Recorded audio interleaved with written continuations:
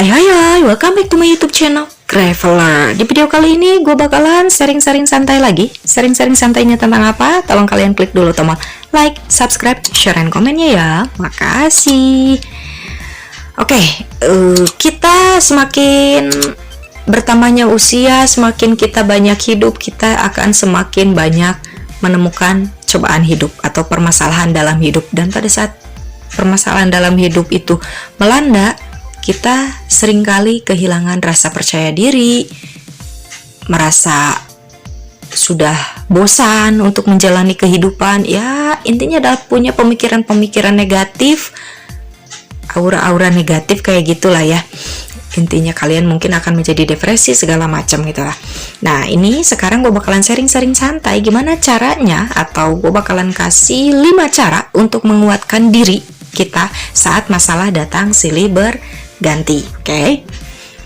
Bertahan di masa sulit tak pernah mudah. Saat masalah datang silih berganti, rasanya kita seakan dibuat babak belur. Rasanya dunia itu sudah runtuh dan hidup ini tak layak untuk diperjuangkan kembali. Kita pun sudah kehilangan semangat dan energi. Saat masalah datang silih berganti, menguatkan diri menjadi sebuah pilihan terbaik. Setidaknya dengan memastikan kita cukup kuat menjalani semua yang ada, kita bisa melakukan upaya terbaik untuk menemukan solusi atau jalan keluar dari setiap permasalahan yang ada.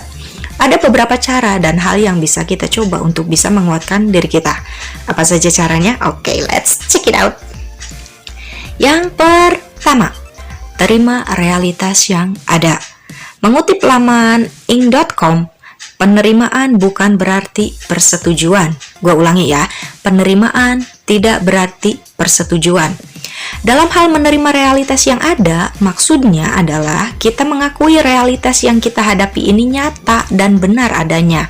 Setidaknya dengan menerima realitas ini, kita tak lagi membuang-buang waktu untuk terus berandai-andai atau menyalahkan diri dan keadaan.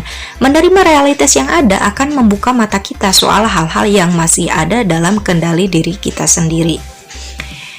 Yang kedua, fokus dengan hal-hal yang masih dalam kendali diri. Setelah mencoba menerima realitas yang ada, kita bisa fokus dengan mengendalikan hal-hal yang masih bisa kita upayakan. Saat kita tak bisa mengontrol situasi, maka kita perlu fokus mengontrol diri kita.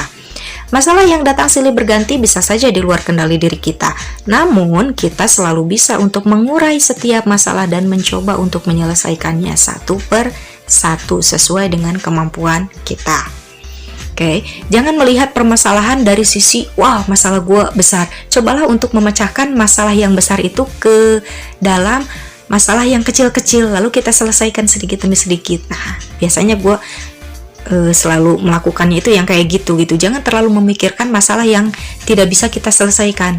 Pikirkanlah masalah yang bisa kita selesaikan dulu gitu. Masalah yang sedikit-sedikit. Pada akhirnya yang masalah yang gede itu tidak akan terlihat sebesar awalnya gitu, karena kita sudah mencicil sedikit-sedikit masalahnya itu kita coba untuk selesaikan ya.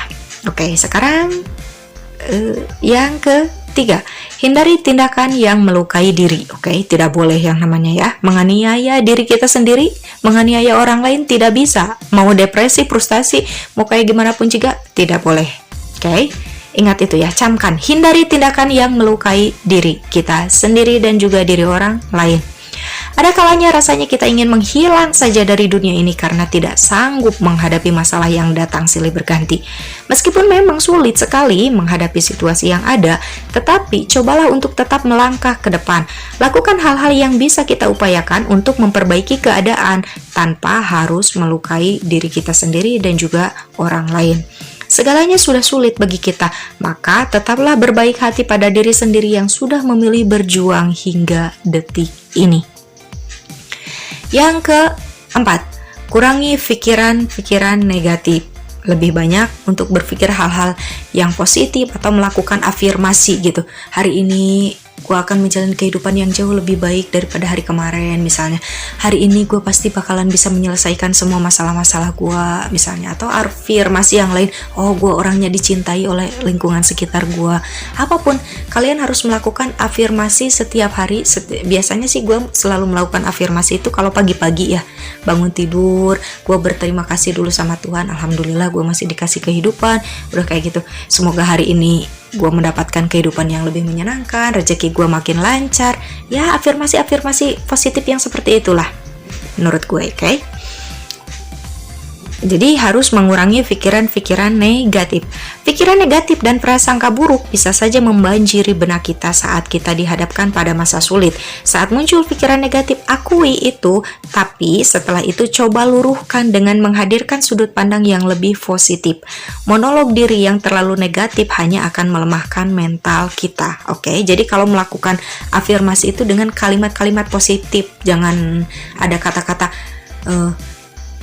tidak gitu, saya tidak akan bisa melakukan apa gitu. Nah itu kan kalimat afirmasi yang negatif. Hindari kata-kata tidak ataupun jangan, tapi selalu katakan saya bisa, saya mampu. Nah, afirmasi seperti itu ya. Makna, cobalah untuk menciptakan mantra positif yang bisa diulang setiap kali merasa sulit untuk melangkah. Jadi kalian bikin aja.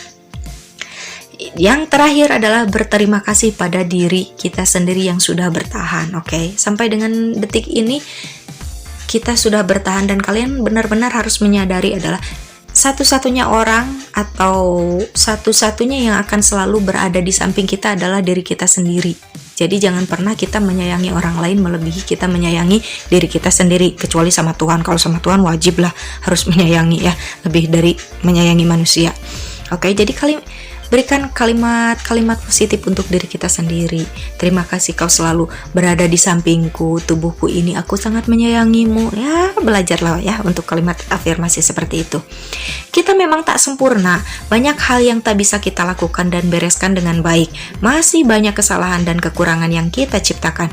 Meskipun begitu, kita sudah melakukan semua yang terbaik dan itu lebih dari cukup. Berterima kasihlah pada diri yang masih memilih untuk melakukan yang terbaik dalam hidup ini. Masalah yang datang silih berganti tak ubahnya batu loncatan untuk membuat kita tumbuh jadi pribadi yang lebih bijak dan dewasa lagi. Apapun masalah yang sedang kita hadapi saat ini, semoga kita bisa menemukan jalan keluar yang baik ya.